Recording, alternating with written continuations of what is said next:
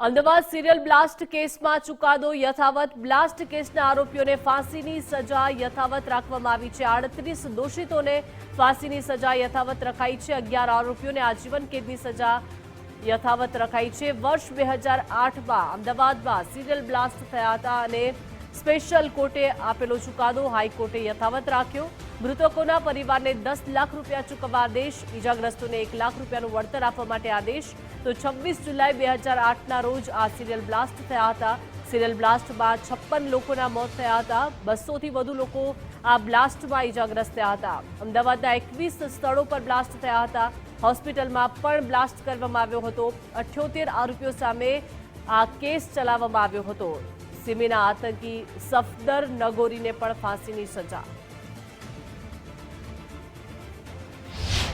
અમદાવાદ શહેર અને સુરતની અંદર પ્લાન્ટ એટલે બોમ્બ પ્લાન્ટ કરવામાં આવેલા હતા, જે 26/7/2008ના રોજ એ જે કેસ હતો એમાં ટ્રાયલ કોર્ટે આજે 38 તોમતદારોને ફાંસી ફરમાવેલી હતી અને 11 તોમતદારો જે છે એમને જીવે ત્યાં સુધી એમને સજા કરવામાં આવેલી હતી, એટલે લાઈફ ઇમ્પ્રિઝનમેન્ટ કરવામાં આવેલી હતી. અને એ સંજોગોમાં આજે જે અપીલ અને કન્ફર્મેશન કેસ હતો એ કેસ જે છે એ નામદાર ગુજરાત હાઈકોર્ટ સમક્ષ ડિવિઝન બેન્ચ સમક્ષ ચાલુ હતો અને એનો આજે ચુકાદો આવેલો છે. એક તો આજે જે કોર્ટનો ચુકાદો આવ્યો છે એ બહુ આવકારદાયક છે અને અમારા ઇન્વેસ્ટિગેશન ઉપર મોહર લાગી છે. આ સમગ્ર ક્રાઇમ બ્રાન્ચનું જે તે વખતનું એકદમ અગત્યનું ગણાય એવું ઇન્વેસ્ટિગેશન હતું. પ્રતિષ્ઠાનો સવાલ હતો અને ક્રાઇમ બ્રાન્ચે ખૂબ જ મહેનત કરેલી.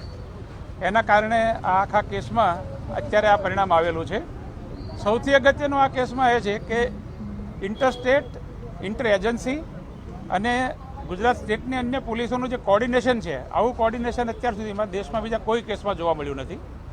અને આખું ડિટેક્શન કઈ રીતે આપને પહેલાં જ ખબર છે કે આ બાબતે અમને પહેલાં એક નંબર મળેલો, એક નંબરને આધારે અમે બીજા 5 નંબર શોધ્યા અને એના આધારે દેશના બીજા જે કેસો છે એ પણ ડિટેક્ટ થયા અને ગુજરાત પોલીસના હાથે મેક્સિમમ આરોપીઓ અહીંયા ઝડપાયા છે. અને આખું કાવતરું જે સિલસિલાબંધ છે એ આપણે ગુજરાત પોલીસને અમદાવાદ શહેરની ક્રાઇમ બ્રાન્ચે આખું સોલ્વ કર્યું છે.